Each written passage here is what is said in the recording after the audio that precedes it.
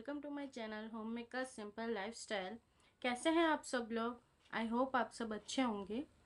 सो आज का जो वीडियो है वो बहुत ही इम्पोर्टेंट टॉपिक पे मैं बनाने जा रही हूँ। ये ऐसा टॉपिक है जो मैंने खुद ने एक्सपीरियंस किया है, इसलिए मैं वो एक्सपीरियंस आपके साथ शेयर करना चाहती हूँ।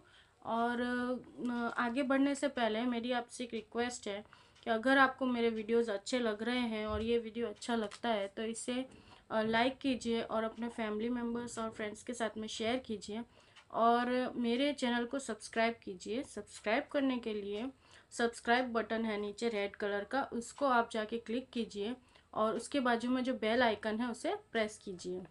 सो आगे टाइम वेस्ट ना करते हुए let's get into the video. मैं जैसे कि आपको जिन्होंने मेरे पुराने वीडियोस देखे होंगे उन्हें पता होगा कि मेरी एक 23 मंथ्स की बेबी है, बेबी गर्ल है। तो बच्चे जब छोटे होते हैं तब उनका बहुत अच्छे से ध्यान रखना पड़ता है हमें। कहीं पे हमसे चूक भी हो जाती है। मैंने अभी थोड़े दिन पहले ही एक चीज़ एक्सपीरियंस की थी। बहुत ही पैनिक हो गई थी मैं उस चीज़ के लिए।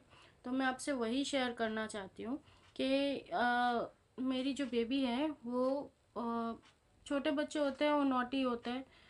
उसने मिस्टेकनली एक नेफ्थलिन की गोली, यानी जो हम कपड़े में रखते हैं, वाइट कलर की, जो फिनाइल की गोली भी कहा जाता है उसे, वो खा ली थी। उस टाइम पे मैं बहुत ज़्यादा पैनिक हो गई। पहले तो मुझे पता नहीं चला कि उसने क्या खा लिया है। पर जब मैंने उसके मुंह में से एक टावल के थ्रू निकालने की ट्राई की तभी मुझे स्मेल आई कि उसने नेफ्थलिन की गोली खा ली है। वो जो टैबलेट होती है वो हम सबको पता है कि वो बहुत ज़्यादा पॉइजनस होती है। हमें ऐसा पता है कि क्योंकि वो पेस्ट को मार देती है और छोटे मोटे कीड़े मकोड़ों को मार देती है, हमारे जो क्लोथ्स होते हैं उसमें से। तो फिर वो हमारी बॉडी पे कितना अफेक्ट कर सकती है, और हमारा तो ठीक है पर हमारे बेबीज़ का बॉडी में कितना अफेक्ट कर सकती है। वो तो वैसे भी छोटे से होते हैं, उन्हें जेंटल होते हैं, उनकी बॉडी अभी ये सब चीज़ों के लिए रेडी भी नहीं होती है। मैं उस टाइम पे पैनिक हो गई थी। तो I immediately called her paediatrician. वहाँ पे मैंने कॉल किया। मैंने उन्हें बताया कि ऐसी ऐसी बात है, उसने ये गोली खा ली है और अब मैं क्या करूँ। उन्होंने मुझे कहा कि इमीडिएटली आप हॉस्पिटल लेके आइए उसे। मैंने अपने हस्बैंड को फ़ोन किया, वो तुरंत ऑफिस से वापस आए। वो ऑफिस जा चुके थे, सुबह 9 साढ़े 9 बजे का टाइम था। तो वो ऑफिस से आए और फिर उन्होंने आके हम लोग हॉस्पिटल लेके गए उसको। She was normal, she was playing as usual. पर मुझे अंदर से डर था कि उसने ये सब चीज़ें खा ली है। और मेरी आदत है कि जब भी मैं ऐसी कोई सिचुएशन होती है आई गूगल एवरीथिंग।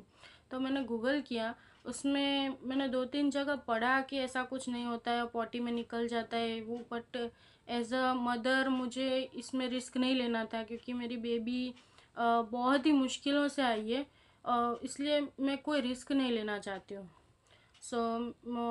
मैंने तुरंत ही मेरे हस्बैंड को फ़ोन किया, हम डॉक्टर के पास गए। हॉस्पिटल में पहुंचने के बाद हम डॉक्टर से मिले। डॉक्टर ने भी मुझे पूछा कि कितने बजे ये गोली खाई थी उसने और आपको कैसे पता चला। जो नॉर्मल चीज़ें डॉक्टर पूछते हैं वही पूछा। फिर मैंने उन्हें सब डिटेल बताई कि मेरी जो बेबी है उसने 9 सवा 9 बजे गोली खाई थी। तो हमको पहुंचने में करीबन 10:30 पौने 11 हो गए थे क्योंकि यहाँ से काफ़ी दूर है हॉस्पिटल। तो मैंने उन्हें बताया, तो मेरा जो कंसर्न था वो यही था कि ये पॉइज़न है, कितनी देर में फैलता है बॉडी में। तो उन्होंने भी मुझे बताया कि ये एक्चुअली एक पॉइज़न ही है और पॉइज़न को निकालने के 2 प्रोसीजर होते हैं। एक प्रोसीजर ये होता है कि हम बच्चे को उल्टी करा दें, यानी वो वॉमिट करे। तो मैं जैसे ही मुझे जब ये चीज़ें पता चली थी, स्टार्टिंग में ही मैंने उसको 1 गिलास पानी तो पिला ही दिया था, पर कुछ नहीं हुआ। सो डॉक्टर ने कहा कि जैसे कि मुझे 45 मिनट्स के अराउंड हो गए थे वहाँ पहुँचते पहुँचते, तो वो जो टैबलेट है वो स्टमक में जा चुकी थी और स्टमक में जो उसका प्रोसेस होता है वो स्टार्ट हो गया था। जब भी हम कुछ खाते हैं तो उसका जो डाइजेशन का प्रोसेस है वो स्टार्ट हो ही जाता है इतने टाइम पीरियड में। सो डॉक्टर के दो सजेशन थे कि क्या, या तो आप घर पे बेबी को रख के और उसे फ्लूइड देते रहो बहुत सारा, तो वो पॉटी के थ्रू या फिर पी के थ्रू निकल जाएगा। पी के थ्रू इन द सेंस के पॉइजन जो होता है, जो भी हमारे बॉडी की इम्प्योरिटीज़ हैं वो पी के थ्रू निकलती हैं, तो वो उसी के थ्रू निकल जाएगी। और सेकंड ऑप्शन ये था हमारे पास कि हम उसको 24 आवर्स डॉक्टर के ऑब्जर्वेशन में रखें, हॉस्पिटल में ही रखें, ताकि वो लोग उस उसको मॉनिटर कर सकें। जो भी कुछ होना है, जो भी कुछ सिम्टम्स दिखने हैं वो 24 आवर्स के अंदर ही दिखते हैं। उसके बाद अगर ठीक है, बच्चा नॉर्मल है, अगर उसे कुछ भी सिम्टम्स नहीं है तो वो लोग डिस्चार्ज दे देते हैं। उनका ऐसा कहना था, तो वी चोज सेकंड ऑप्शन के अच्छा है कि डॉक्टर के ऑब्जर्वेशन में रहेगी और वहाँ पे उसका ध्यान रखा जाएगा।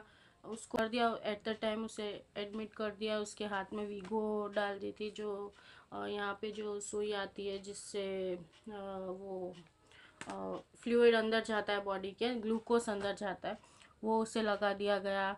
सो अभी भी टेंशन तो था ही, क्योंकि 24 आवर्स डॉक्टर ने कहा ही था कि 24 आवर्स के अंदर अंदर सिम्टम्स दिखते हैं नॉर्मली, और it is fully depends on the age of the child and the body of the child, कि वो कितना इस चीज़ को ले सकता है, कितना इस चीज़ को सहन कर सकता है उसकी बॉडी।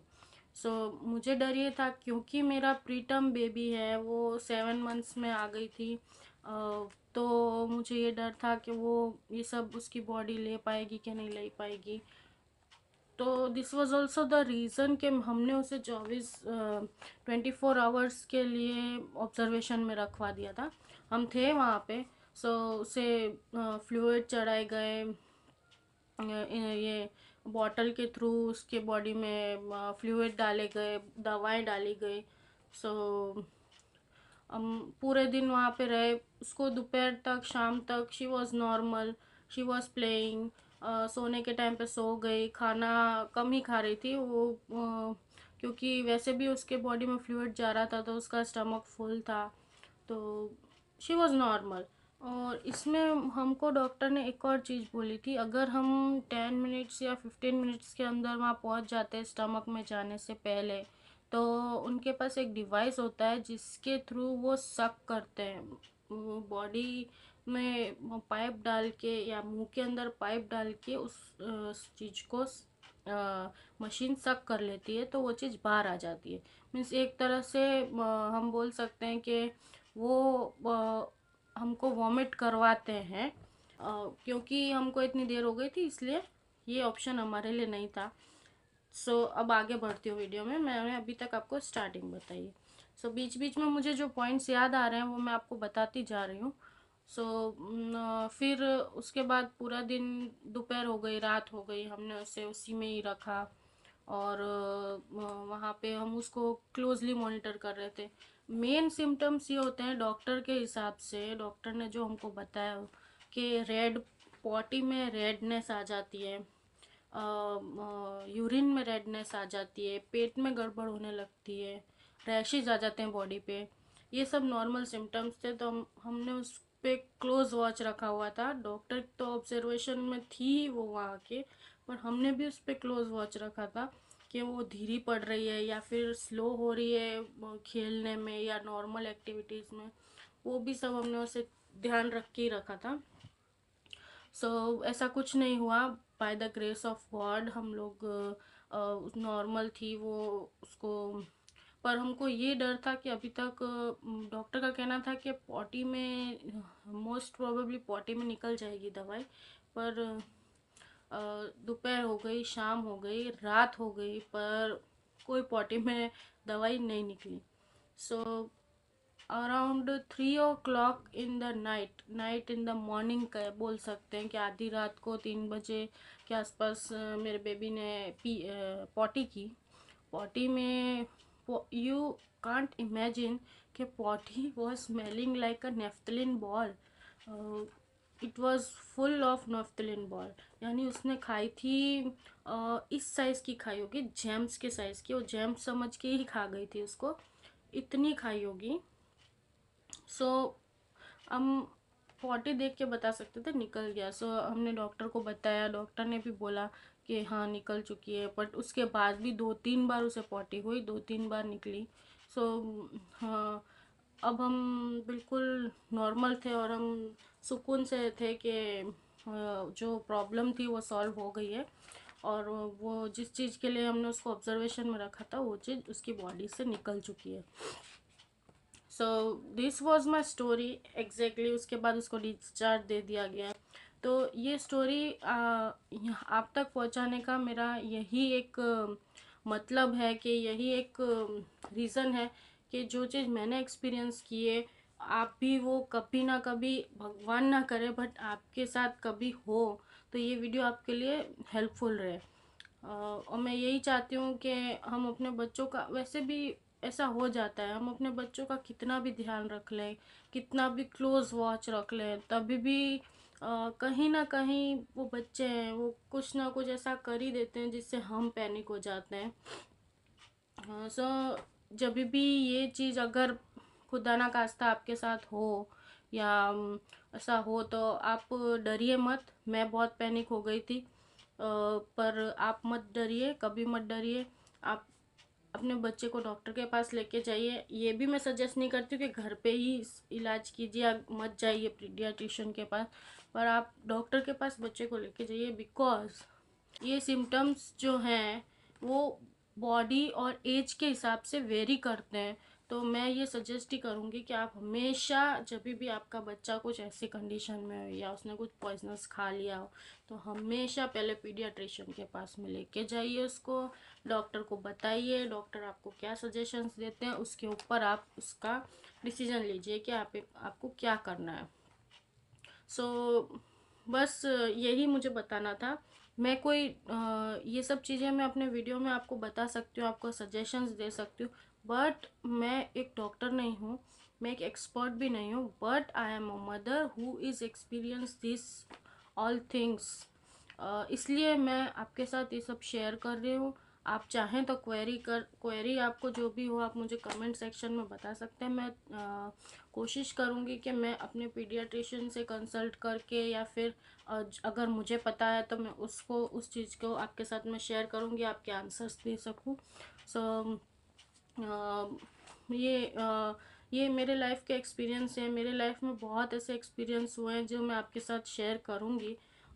मेरे बेबी के बारे में, मेरा बेबी कैसे आया, बहुत ही मुश्किल हुई है मुझे उसे लाने में। पहले तो मुझे कंसीव नहीं हो रहा था, उसके बाद में वो मेरी प्रेगनेंसी कितनी कॉम्प्लिकेटेड थी, और उसके बाद बेबी आया, फिर क्या क्या हुआ वो सब चीज़ें भी मैं एक वीडियो में आपके साथ में शेयर करूँगी।